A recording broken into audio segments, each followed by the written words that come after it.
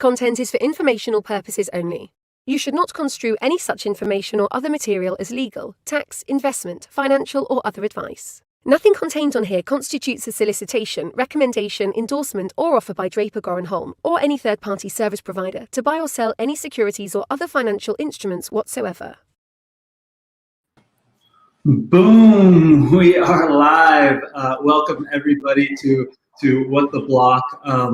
Man, we got to change the music from that countdown. I feel like I'm on the verge of an anxiety attack every time I hear that countdown music. It's so intense. But we've got Matthew Thompson here from Degens with us today.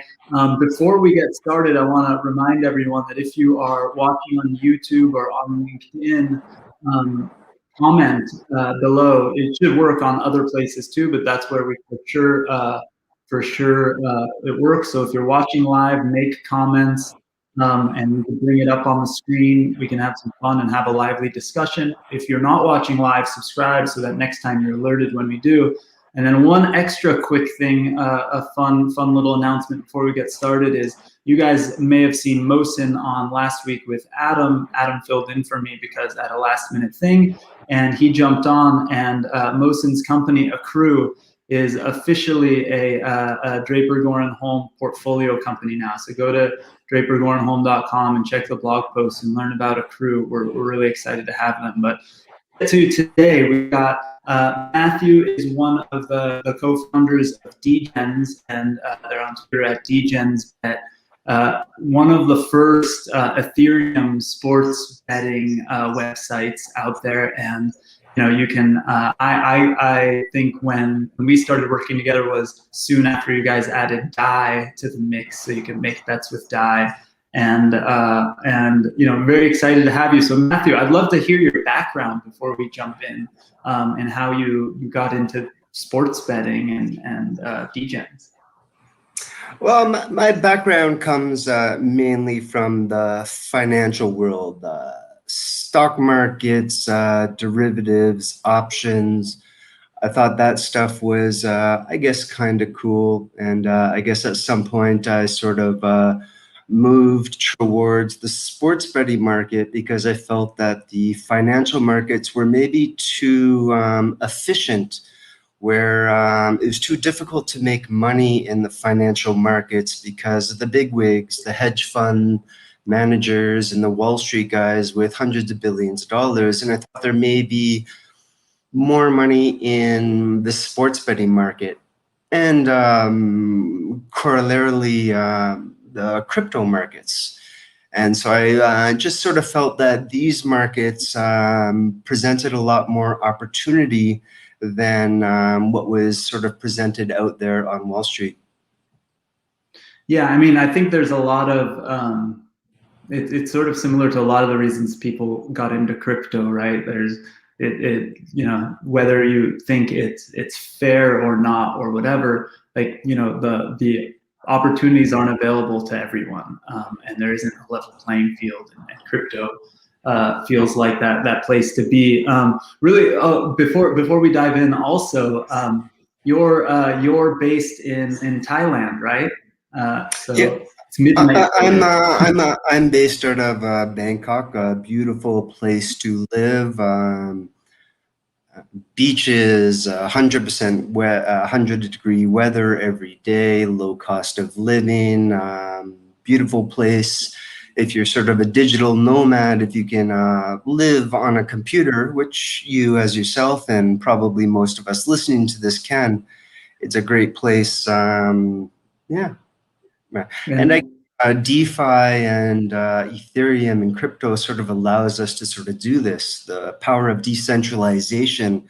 There's no need to go into the office anymore, right? We're seeing all these, and you guys are from California. There's no need to go into the office in San Francisco or New York anymore.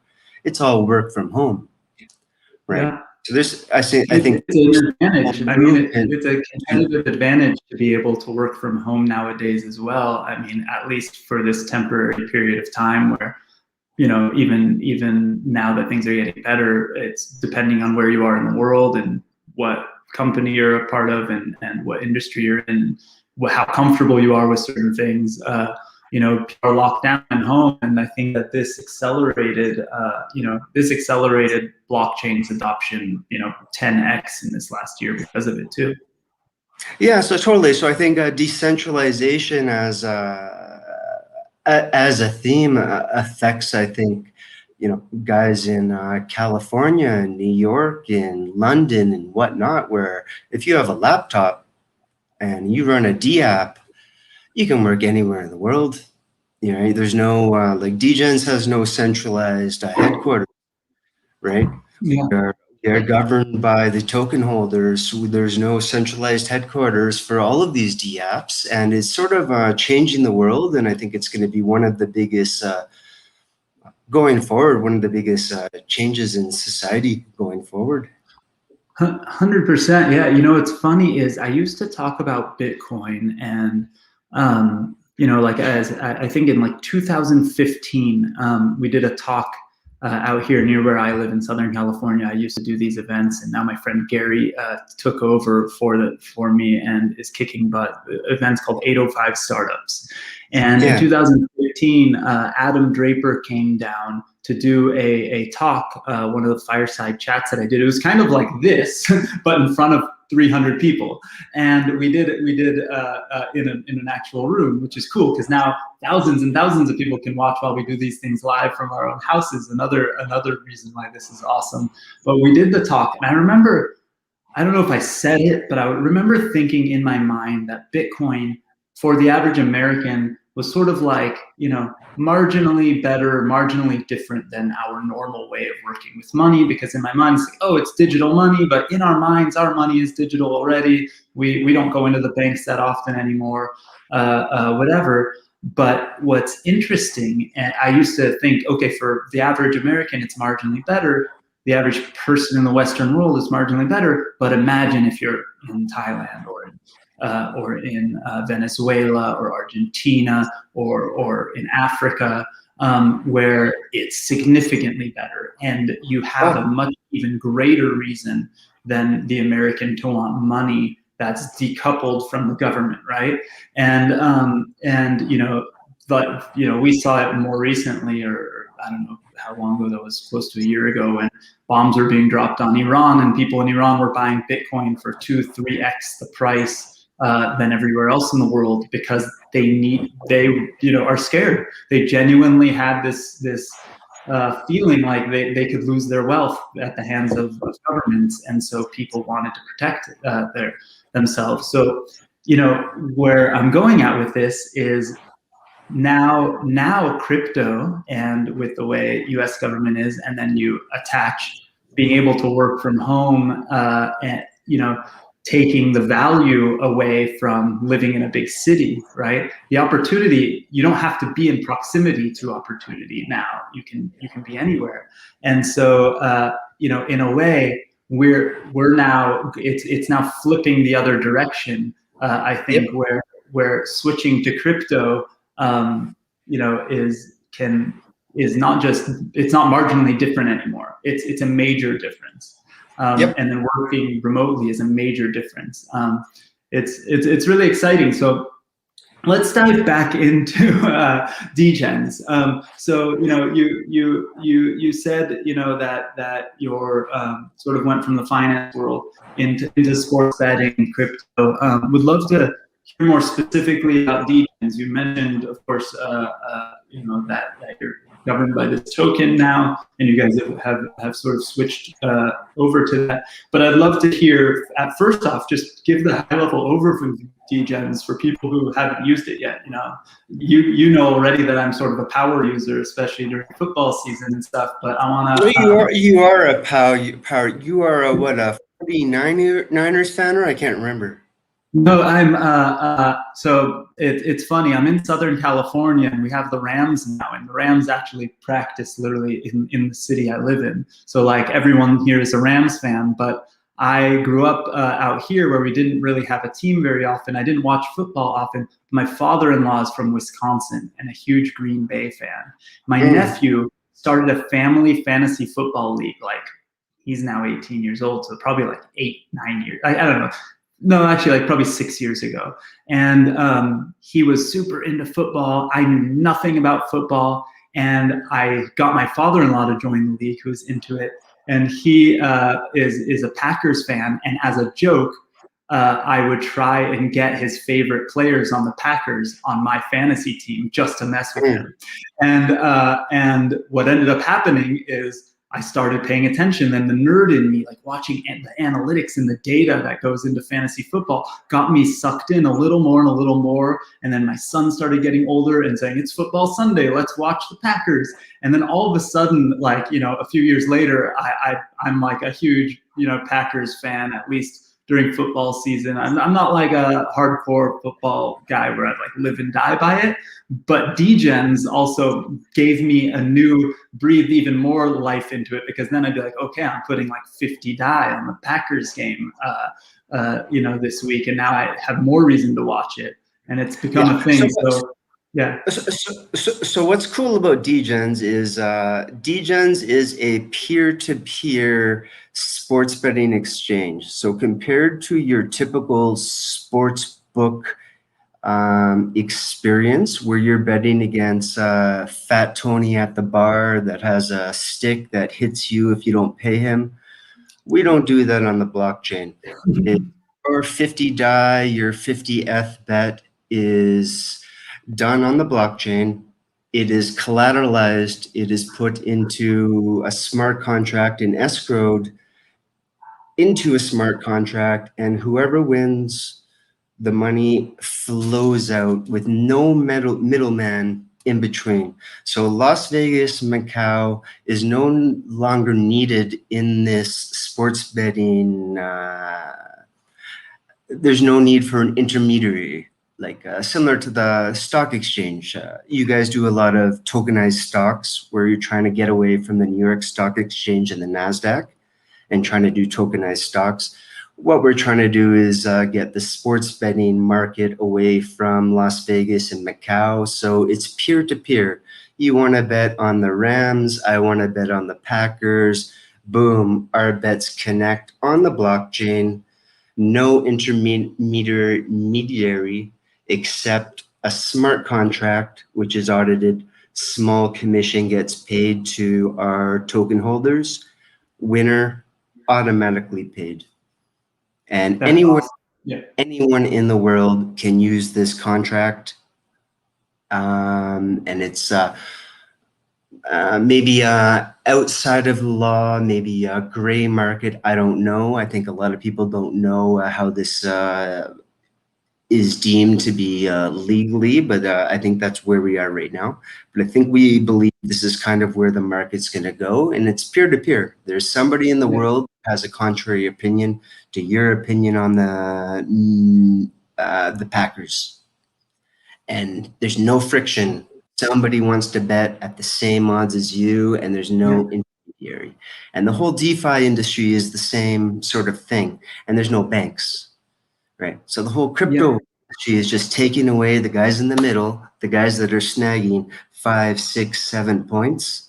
We're just taking all these guys out in the middle, right? Yeah, I think that's the exciting part, right? Like I think that the large betting institutions and large groups in the space are, such a highly regulated space. It's analogous to banking, right? They have to pay certain overheads, but they also have this advantage of having gone through that jump through those hoops or things like that, where they, for lack of a better term, have a sort of monopoly on it, and they take a big cut. And from a legal standpoint, I'm not an expert in this field, but I do know that in most jurisdictions, even here in the United States, it's not illegal to one-on-one sports bet with individuals. If you're having a barbecue and a $20 bet with each other is not necessarily illegal. So this is the same thing, just in a digital fashion with no intermediary, and it's fully transparent and upfront. And I think that's really, really cool and important and global, right? So actually, here's a really good question. We were going to dive into this, but Janet has a question asking what the future of Degens is. especially related to the gas fees. Gas fees must be hurting big time, because I know that I can no longer make like a $20 bet on Degens without spending $20-30 in gas fees. Very good question, Janet. And I think I know Janet from Twitter, maybe. And again, thanks for the question. But all of these dApps in Ethereum have the same problem. This is arguably a good problem. There's now so much demand for Ethereum apps. It's ridiculous. And the only people that can play on Ethereum right now are the whales. And we are actively working on a solution for this, like every single person else. And I just talked to Doug, our lead developer. The horse we believe is the favored to win this race as far as L2 scaling solutions is concerned is Ethereum and optimistic rollups as far as an L2 solution. A lot of competing firms are going on to something similar to Matic, which I believe is a side chain. I know Draper Gorham Holm has some sort of interest in Tezos. Doug nor I have any really opinions on that. We haven't really looked into that, but where our money or time or focus is on optimistic rollups on Ethereum. We believe this is the horse from what we know today. This is the horse we want to back. That said, we are not Ethereum maximalists. We will move to the better horse, if there is a better horse, based on the information that comes our way. Yeah, I think that, with my feelings on some of this stuff, I'm really public about it. So some of the folks in the Tezos community will give me a hard time because I won't. I'll give them a little crap and joke with them when they say, Tezos is the last blockchain, or some meme like that. And I don't believe that there's going to be a future where there is only one. It's like saying there's only going to be one programming language. There might be ones that are better for certain use cases. There might be ones that are, and the use case might not just be the technological use case, but the business end of it as well. And at this moment in time, as you can see with the demand for Ethereum and the number of projects on Ethereum and the layer 2s, the developers are there, the money is there, the people are there. I do believe in the future of Tezos and the opportunity that porting to other chains might offer, but I think that it's a long road, and there's going to be lots of things. You guys have already built on Ethereum, have years of experience on Ethereum, and enabling Matic or optimistic or one of those. And we are actively watching everything that's happening in this space. And we're not shunning anything at all. We are actively watching, and and do you have an idea on timing on layer 2s? Will I be? Last I heard, and I'm not the guy to ask about this, but optimistic rollups was coming live to Uniswap, and then they pushed it out 2 months, which would put us to July, August, September. I don't know the details about this, but everybody that I know is kind of banking on this. Doug, who he's not banking on this. He's not 100% sure that this is the solution for us, but he's hoping this is the solution. And if it's not, we're more than happy to move to other solutions. But just the words I heard from him is, this is the horse that is favored to win the race, and our money's backing the horse that's a 9-1 favorite.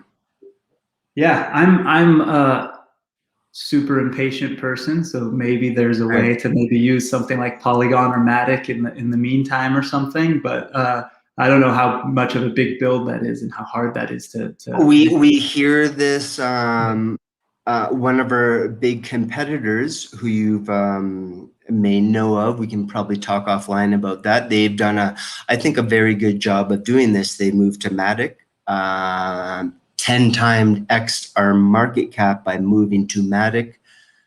That will probably have to be an offline discussion.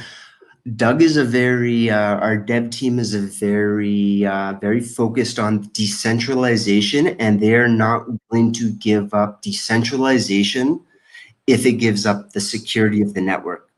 Yeah. So, and if it gives us lots of short-term riches, if it ever gives up the decentralization of what we're trying to do, we will never go that way for better or worse, from what I understand to be the theme of our dev team, for better or worse.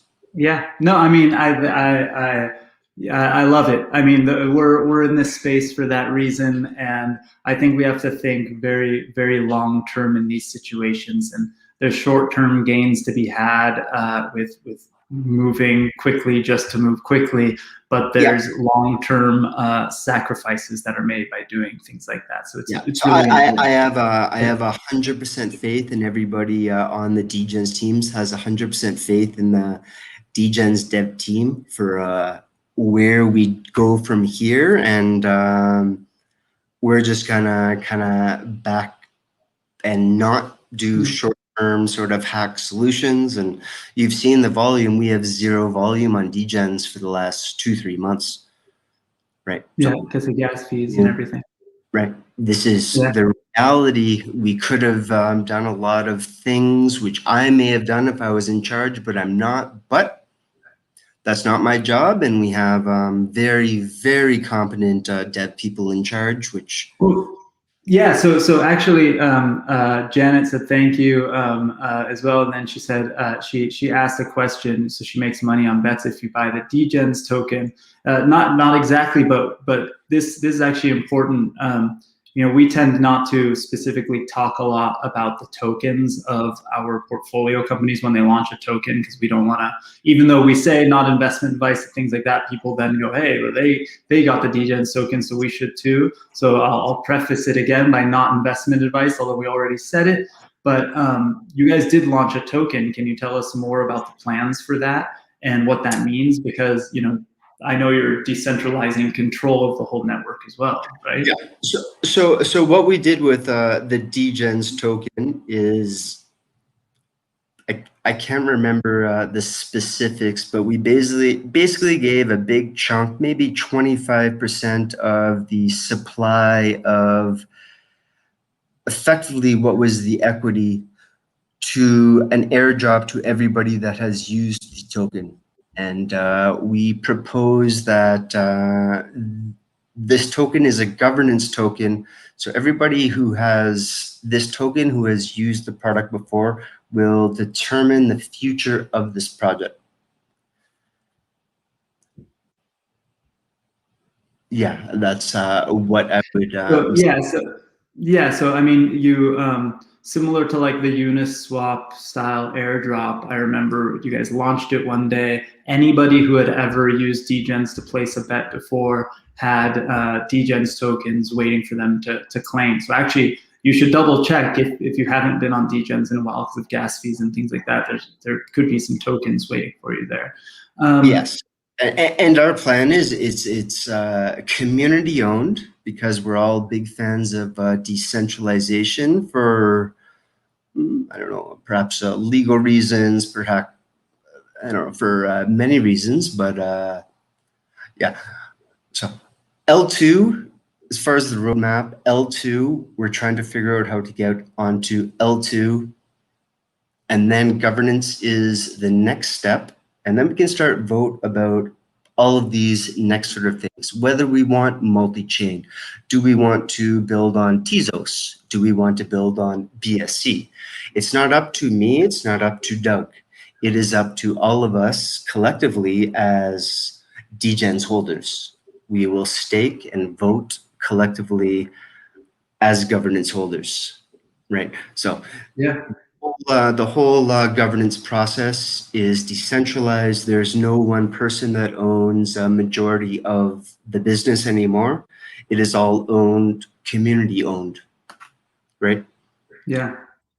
That's really cool. I mean, and that's where you know, that's where it starts to get interesting, right? Because I think that there's an easy way to look at I don't know. There's an easy way to look at the first big problem, which is, you know, wanting to go peer to peer, wanting to be global, decentralized, and allow everyone to eventually create and build upon this platform too, because it is open source and all that. But then there is the next step of shouldn't, you know, the crypto communities part of why crypto is really exciting, right? Should the participants of a network, of a product, be able to be the ones to govern it, to own it, to steer it in the direction they want? And that's part of the beauty and the really big next step. And that's what we're doing. And that's what we're doing. Yeah, and we're doing that for a lot of reasons. We're just waiting until L2 gets out, and then we're going to have governance, like a lot of these governance proposals. And yeah, so if you, I just know from your background that you're a big fan of Tezos. I don't know anything about Tezos, but you guys, you guys are investors in our coin. Want us to go to Tezos? Yeah, bring a proposal. Bring a proposal to the governance, and if we all vote on it, let's do it.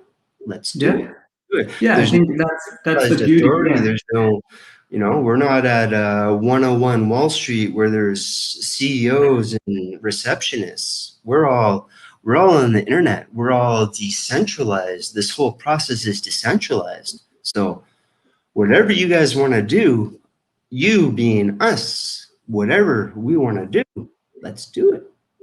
Yeah, I think that's the beauty, and that's so exciting for the whole industry. And I think that's where all of this is going. And I'm excited, not just for you guys to launch on layer 2, but the possibilities of other chains and things like that. And there's sort of many ways to look at it, right? Because you could create a more consumer front end that sort of almost like obfuscates the crypto side, right? Like, and somebody else could actually do that. Like somebody else could create an app where you can bet on sports on your phone, and the back end could actually be the Degen product, right? So that's actually part of V2, which is we're releasing this maybe Q1 next year. This is version 2 of Degens, which is basically a white label where anybody can take the back end. If you can code, you can take anything and create a white end to it and do anything you want. Yeah. So you could have anything you want. It's all open source. Do anything you want, and your commissions are just going to flow to us as holders. I think that's where the future gets really, really crazy, right? Where I was going with my previous comment, right, is that people can build on top of this. I could create a California college sports betting website or any different random things like that. The back end is powered by what you guys have built. It's decentralized, it's global, but maybe in my jurisdiction, it's legal for us to take credit card payments to go peer-to-peer. So I'll somehow enable that on the front end, or somebody else will do it in a different way, and somebody else will do it in a different way.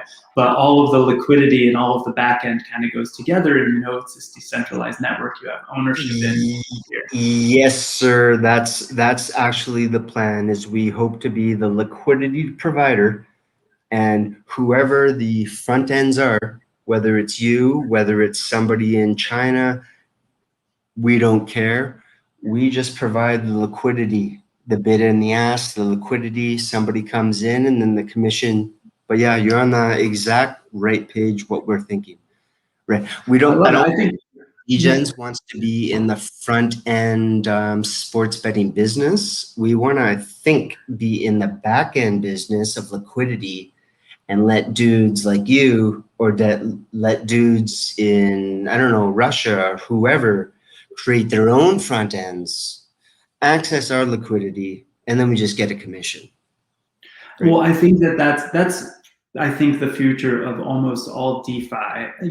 It's unrealistic to think that everyone at least in the way it looks today, are going to have MetaMask accounts and participate in that way, right? Like my mom isn't going to ever participate that way, but she's in the demographic, although maybe she isn't there, but she's in the demographic age-wise of the people who have the most savings, at least in this country, right? And it's unrealistic to think that they're going to participate in DeFi to get that kind of yield or whatever with a MetaMask account. But it's not unrealistic to think that somebody created a product for them to more easily participate in. They just deposit their dollars and withdraw their dollars that they wouldn't. They absolutely would at this point in this stage. And that's going to happen with almost all of DeFi. And what I tell people all the time is that, banks, companies, groups like that, almost all of them have little to no proprietary tech. They have little building blocks, APIs, and products that they use for consumer lending, for savings, for different products that they sell to their customers. And most products in DeFi should be thinking in that way, right? I think that the future will come from exactly what you're talking about. You created the back-end infrastructure to make the most fair style exchange that you possibly could. And then people, instead of having to rebuild that from scratch or having to compete with that transparency, will enable that transparency and see, look how fair we are. You can look at the blockchain if you want to. 99.9% of people won't. But that's how we're going to get past this distrust of big financial institutions that's happening today. I think, I always joke, it's a worst case scenario. The banks and those institutions will have to compete with DeFi to bring a more fair system to their customers, or they're going to lose them. And the way they'll compete is to enable them to use them and to participate themselves. So I'm super excited about all of it. So before we end, I'd love to hear, so you said Q1 or so, you're hoping for V2 of Degens. Layer 2 will probably depend on optimistic at the moment. Any other exciting factors or things coming in the mix, or anything you want to make sure you plug? Obviously, degens.com is where to go. I'm not really a plugger, but you guys ask questions about Draper Gorham Home. They want to invest in what you have, and you guys are pretty into the whole crypto space. Why aren't you guys having something on Uniswap, some sort of quasi equity fund that, come on?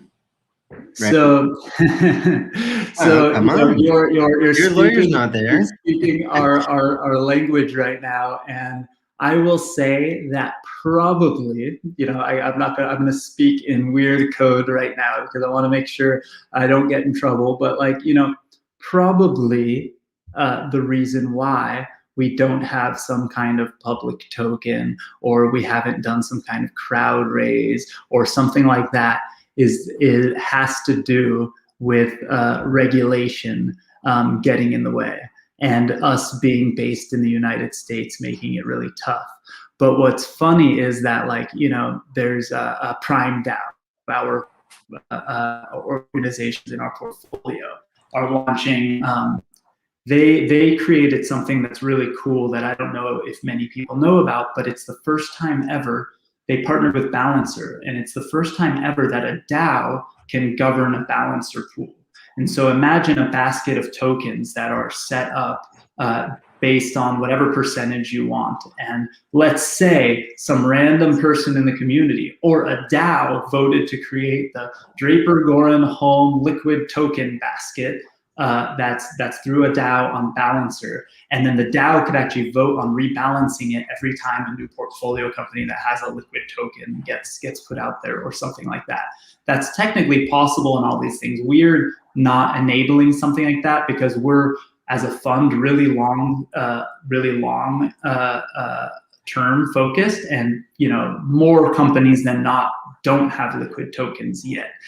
But that said, there's going to be some interesting things, and we are actively working with our lawyers to try and find a way to potentially allow people who aren't accredited investors to participate in what we do. That's our biggest problem with why I got in the crowdfunding space originally, and what brought me into crypto originally, was the fact that the playing field is not level. It is absolutely unfair. And in the United States, the prerequisite for anyone investing in a private company is that they're already a millionaire.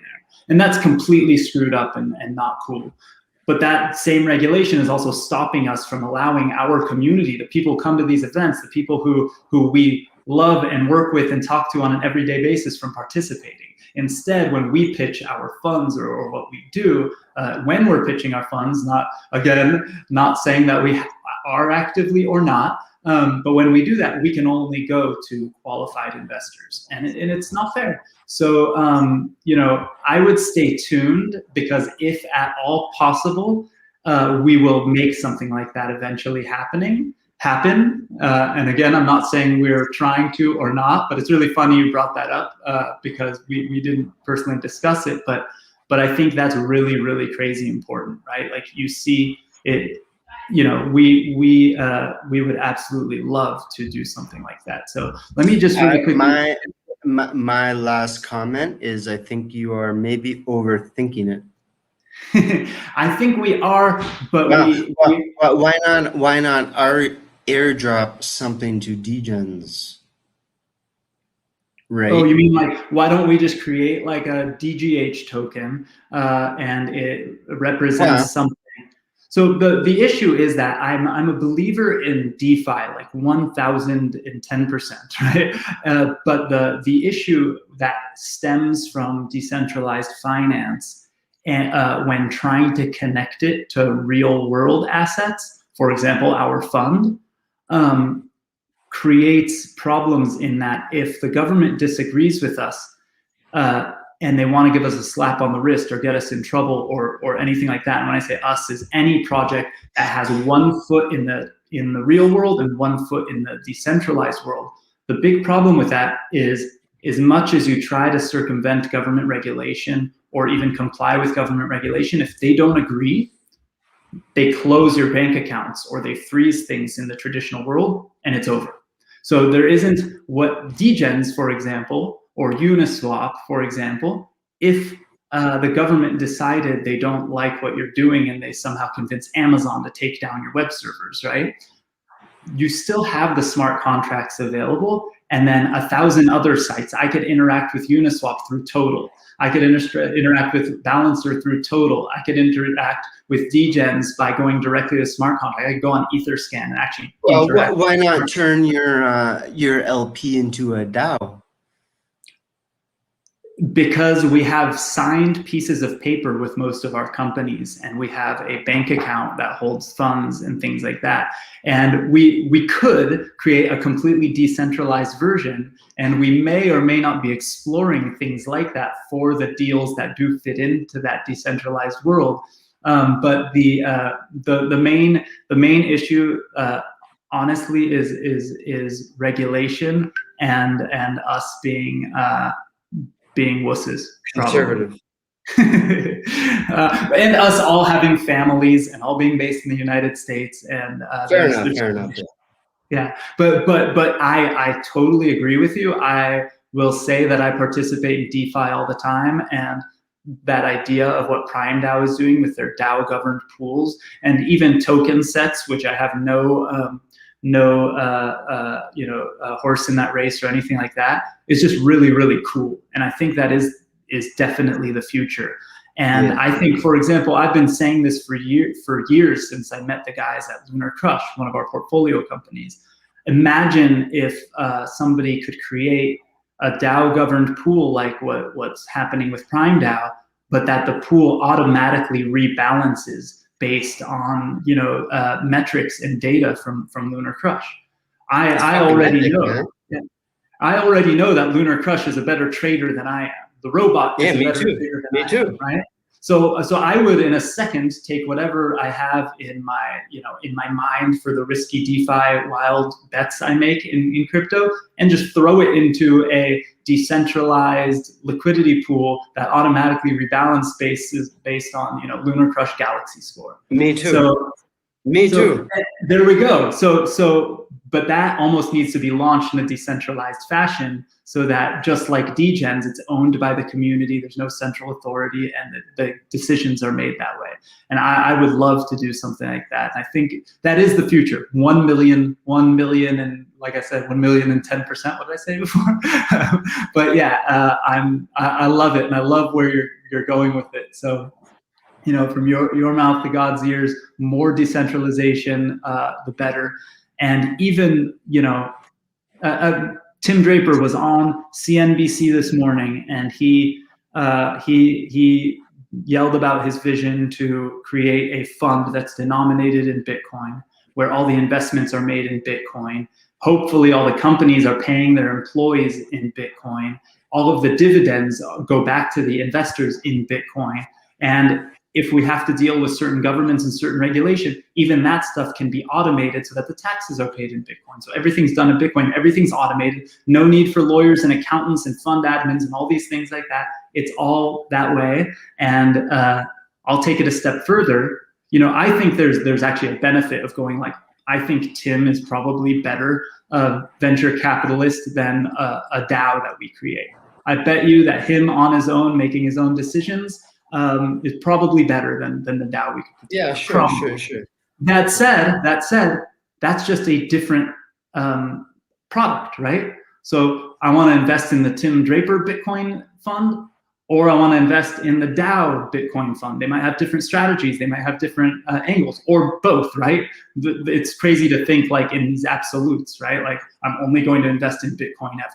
That's like saying, I think Amazon is the best stock, so I'm never going to invest in Tesla. Well, you're a winner if you invested in either one of those a few years ago, right? So it's I think that's the future, though, right? So I can't wait for that future, and I'm trying to help build for that future. And I'm having meetings all day long, every day, trying to come up with ideas like that. So expect big announcements, although you never really know. All right, Capom, nice to talk to you, Alon. Thank you for the call. Let's chat another time. Thank you, everyone. Actually, before I go, I didn't share some of the really quick things. Draper Goren Home, we do a crap load of events, for lack of a better term. Every year we have our big LA Blockchain Summit at the end of the year. The next one is going to be the Global DeFi Summit in June. After that, we're going to have an NFT Summit in August, and then the big LA Blockchain Summit at the end of the year. That's the big blowout event. Remember to come in weekly to watch this. Come weekly on Tuesday nights to watch Adam do Blockchain and Booze. Blockchain and Booze. We joked this morning. It's midnight in Thailand. It was Blockchain and Booze for you. It was What the Block for me with my coffee this morning. So thanks everyone for watching. Make sure to subscribe everywhere, and we will see you all soon. Thank you, Matthew, for staying up late and being a good sport. Take care, Alon. Thank you, guys. Thanks.